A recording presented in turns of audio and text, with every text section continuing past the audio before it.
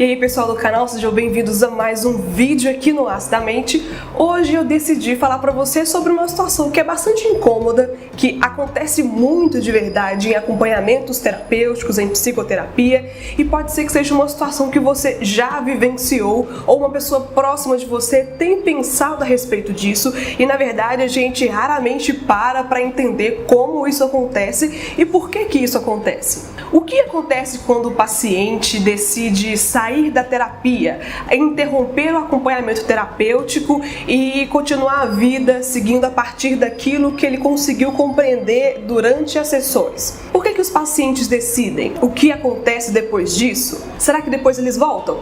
Essa é uma questão que hoje eu respondo para vocês. Meu nome é Ana Paula Brum, eu sou psicóloga e esse é o Acidamente.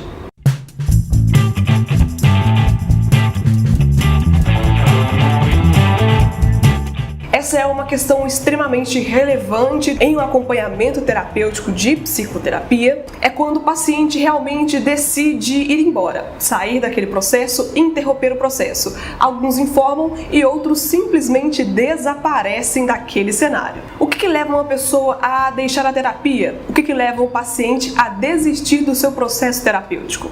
Bem, é claro que existem várias situações que são individuais, são de cada pessoa. Hoje eu vou tratar a respeito daquilo que eu entendo, o que eu observo aqui na clínica de psicologia, ou então nos atendimentos online, o que as pessoas compartilham comigo, as suas angústias e as suas questões. E pode ser que, claro, tenham outras questões que eu não vou abordar aqui, mas também não significa que ela não seja relevante, mas eu vou falar da minha experiência, o que eu sei e o que eu entendo que é mais recorrente em casos de pacientes que desistem do seu processo.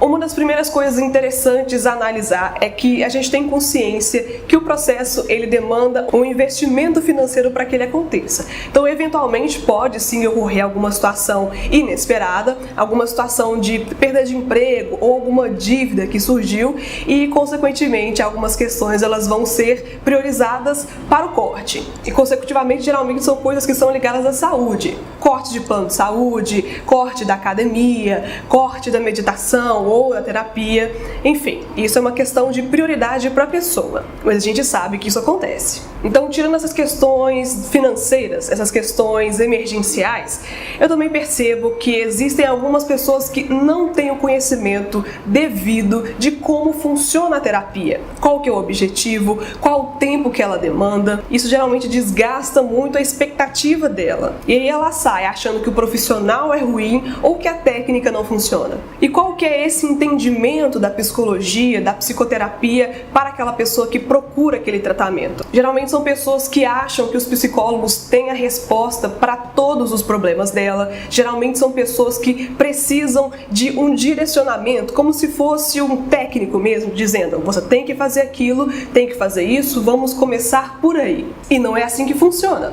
A psicoterapia, ela trabalha com questões não muito óbvias, não muito claras, e ela depende exclusivamente mais do paciente do que da própria técnica ou do profissional. Claro que a gente também interfere no processo, mas de nada adianta se o paciente não tiver interesse, de nada adianta se durante a semana o paciente não tiver disponibilidade para se criticar, para avaliar os seus atos, para pensar um pouco mais sobre si, para se priorizar e para refletir sobre algumas questões que os psicólogos trazem durante as sessões. Ou seja, pode ser o profissional mais interessante do mercado. Se você não tiver interessado, se você não se dedicar naquele processo e não tiver paciência para ele pode não funcionar. E é importante que o paciente tenha noção disso.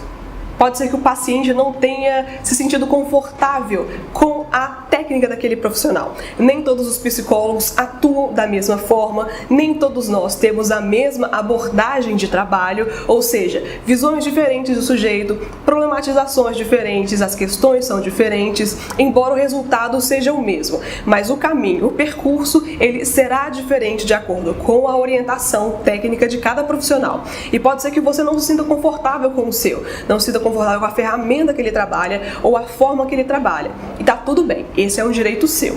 Uma questão é que se você não se sentiu confortável com ele, você pode se sentir confortável com outro profissional. E tá tudo bem também.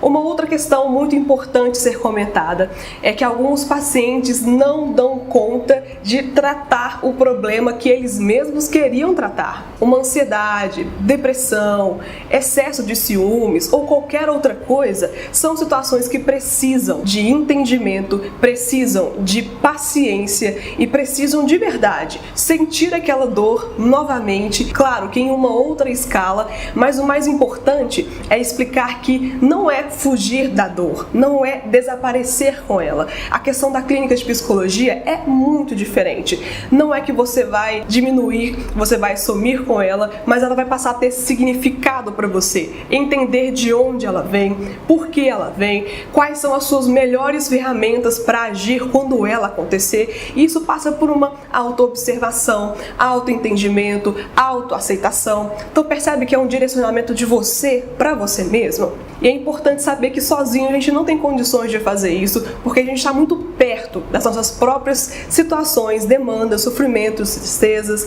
e a gente precisa realmente de um profissional externo para fazer isso. Só que muitas vezes esse é um movimento incômodo e o paciente pode não estar preparado para lidar com isso naquele momento. Independente da questão, se é uma falta de entendimento, se é falta de paciência ou se é uma questão mais ligada à dor, o nível de sofrimento daquela questão, é importante que você saiba que a psicoterapia, assim como qualquer outro processo de entendimento, de aprendizagem e de melhoria, você precisa de estar atento a ele, você precisa de estar aberto às possibilidades, você precisa de estar completamente inclinado para fazer com que aquilo dê certo, porque o processo depende mais de você do que da gente.